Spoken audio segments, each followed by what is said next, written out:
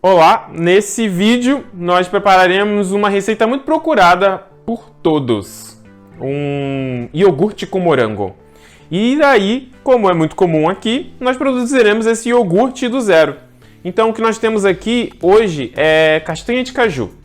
A castanha de caju é um ingrediente muito comum para preparações de receitas de leites vegetais e ela coloca muitas características do sabor e cor e memória visual que nós conhecemos. E também, além disso, muitos outros nutrientes muito interessantes para as nossas primeiras refeições do dia.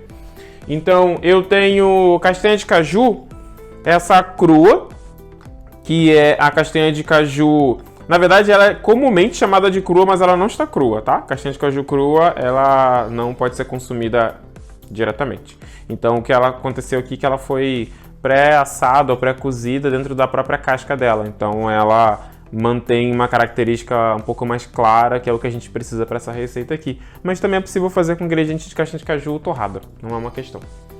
Então, aqui a gente prefere usar sempre essa porque fica muito mais próximo do que a gente conhece. Então, castanha de caju crua.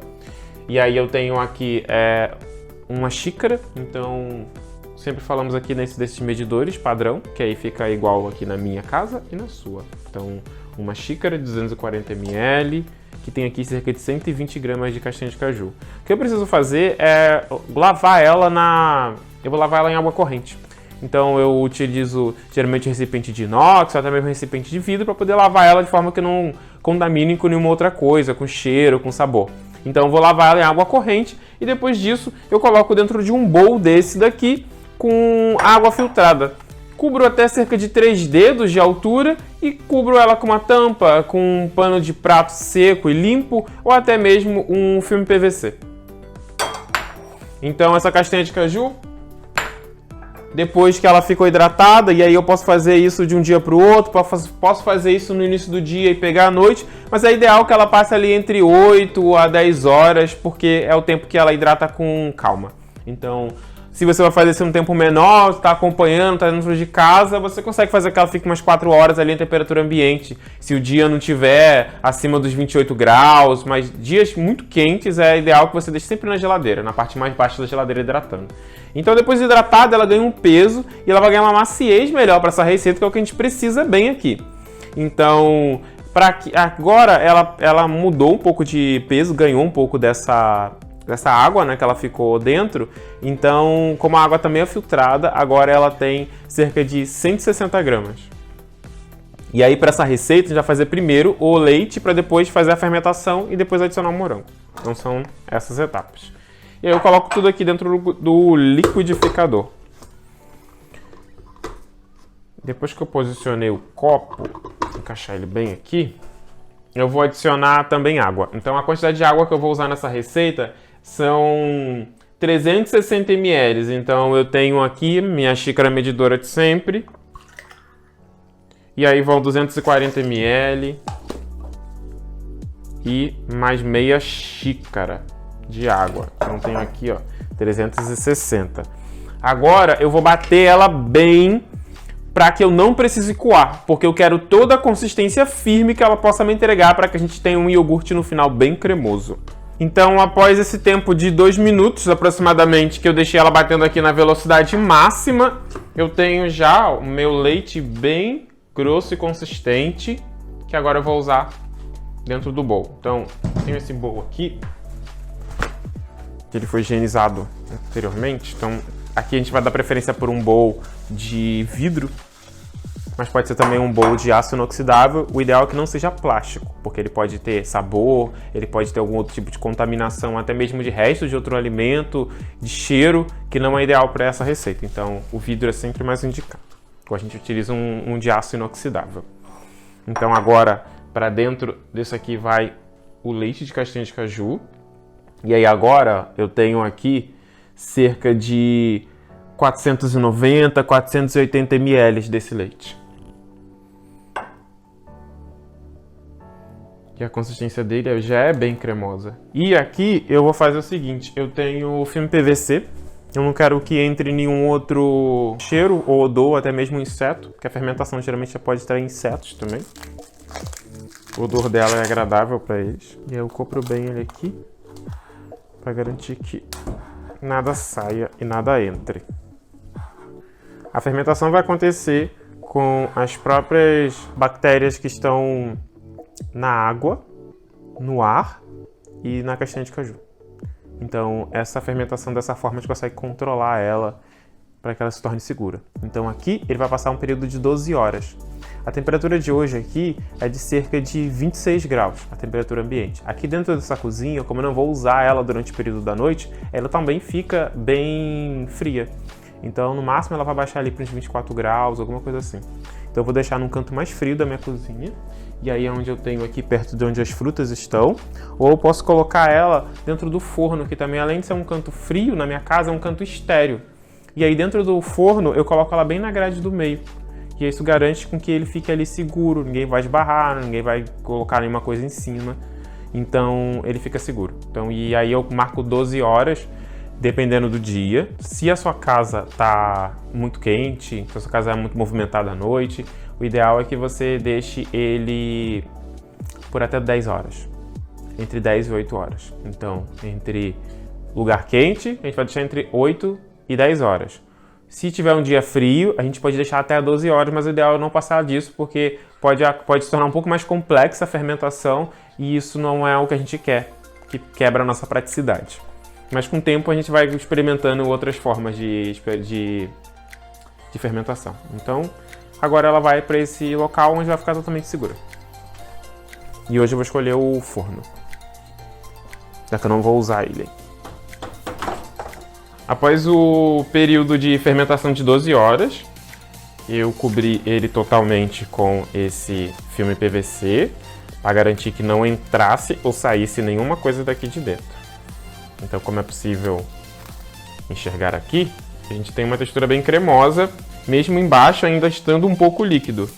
Então agora eu vou só conferir o ponto de fermentação. O cheiro que sai daqui, ele é um cheiro muito próximo de fermento biológico, de quem já fez a massa madre em casa, ou até mesmo de quem já preparou fermento natural para fazer o pão. Então, também se você já preparou pão em casa e fez aquela esponja, né, que é adicionar um pouquinho de fermento na água, um pouquinho de fermento com açúcar, um pouquinho de fermento com a farinha, para ele dar uma ativada antes, o cheiro que a gente tem aqui é um pouco próximo disso. Então não é um cheiro muito ácido, mas é um cheiro de fermentação. Uma coisa que a gente vai começar a se acostumar. E aí ele tem bolinhas aqui, porque a temperatura que a gente está aqui, mais ou menos, é uma temperatura de... Vou usar um termômetro para conferir. A gente está mais ou menos aqui, ó, a 24 graus. Então eu estou fazendo isso ainda pela manhã. Então ele está mais ou menos aqui uns 24 graus, que a temperatura ambiente aqui está entre 22 e 23 graus. Então ele está um pouquinho mais quente do que a temperatura ambiente. Então ele está bastante ativo ainda. E agora, já que a gente já atingiu, ó, a cremosidade, diferente do que do período anterior, quando ele começou, eu vou gelar. Então isso vai garantir com que ele ainda fique bem mais firme na hora que eu for fazer o preparo da nossa bebida e também para a fermentação aqui, já que o nosso objetivo já foi alcançado. E aí, se eu quisesse, aquela parte de cima, onde ele praticamente, né, separou o soro do iogurte, eu poderia pegar essa camadinha de cima com a colher e usar para um outro preparo, onde eu quisesse ali comer com cereal, alguma coisa do tipo. Mas aqui o que eu tenho mesmo é o preparo líquido, já que a gente vai fazer uma bebida. E é isso, agora ele vai para a geladeira. Então agora que eu já tenho o leite pronto, ele já está ali fermentando, eu vou mostrar para vocês como a gente vai usar agora ele já depois de pronto. Eu já fiz a preparação do leite, então ele já fez a fermentação, vocês já puderam ver como que ele fica depois dessa fermentação. Então, depois desse período, enquanto eu estava preparando outras coisas aqui, a gente deixou ele no congelador. O ideal é que ele vá para uma baixa temperatura o quanto antes, e aí isso vai fazer com que a fermentação pare e ela possa ser interrompida ali, para que a gente não quer que avance mais do que isso. Então agora que eu tenho o meu leite bem gelado aqui, quase congelado, consistente, como eu vou usar o liquidificador, não é problema ele ter algumas pedras, separar um pouco, alguma coisa assim. Mas aqui, ó, tem um leite bem firme. E vocês vão conseguir ver como ele fica bem mais consistente. Então vou usar essa jarra medidora para mostrar para vocês. A gente vai agora bater ele com morango. Então aqui eu já tenho o iogurte pronto. Então o iogurte está aqui. Ele já está fermentado, ele já tem um sabor característico, ele já tem a textura característica. Então,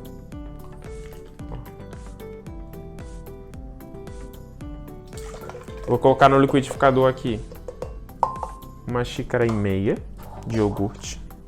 Então são 360 ml. O rendimento dele aqui é aproximadamente de 480, né? Então a gente consegue fazer até uma receita e meia, mais ou menos aqui. Mas aqui eu vou mostrar uma receita completa para vocês que é o suficiente para 2 pessoas, até 3 pessoas tomarem. Então vamos adicionar morango. E eu vou escolher usar um morango congelado. Então peguei um morango previamente, um bem mais maduro do que esse até. Cortei ele, coloquei nos saquinhos Ziploc e tenho sempre à mão. As bandejas de morango geralmente tem 250 gramas, então eu coloquei metade da bandeja, que deu entre 100 e 120 gramas, se você está fazendo ali no olho, né?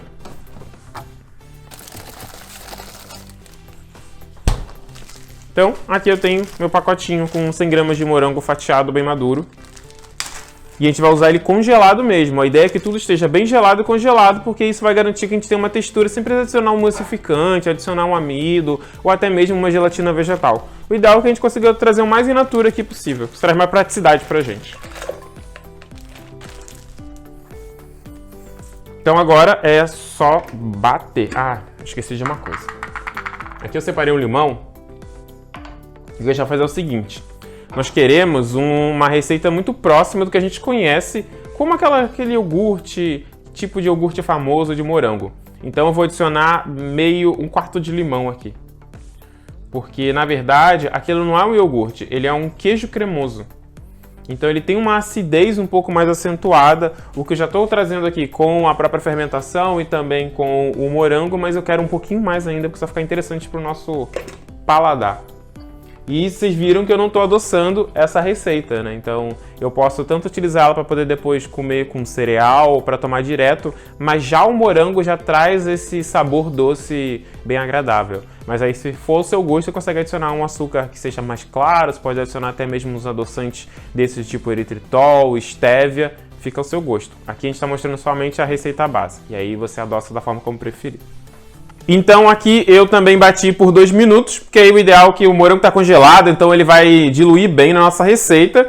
E como vocês podem ver, a nossa receita tem pedacinhos de morango e ela também é consistente e rosa na medida certa. E aí você pode adicionar mais morango, você pode adicionar banana, você pode adicionar até mesmo outras frutas. Então agora eu vou colocar aqui. E aí vocês conseguem ver bem a consistência que nós alcançamos.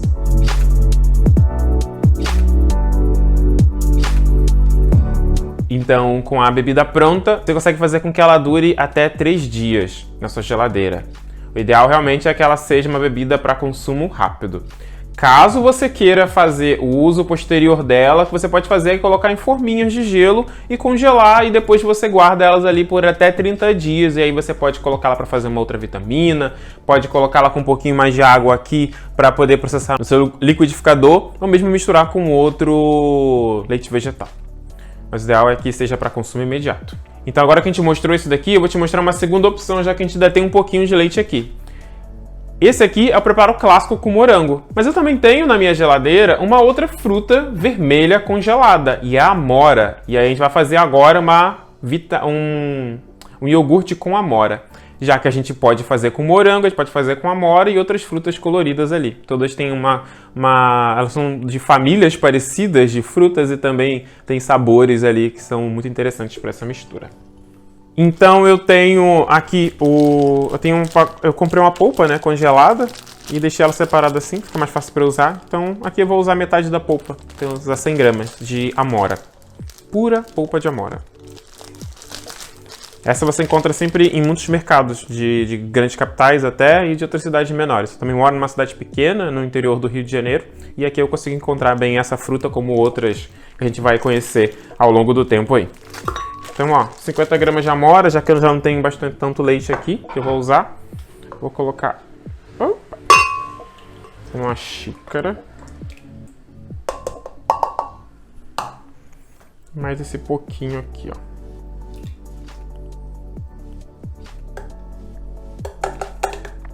Se eu quiser, posso colocar até toda a minha amora. Mas eu vou colocar só mais metade. Não esqueço do limão. Já que eu não tenho mais todo o leite ali para completar a receita, então eu vou colocar só metade do limão. Espremido, não vou espremer todo até o final. E o limão sempre faz parte dessa receita porque ele vai ajudar muito nesse sabor que conhecemos.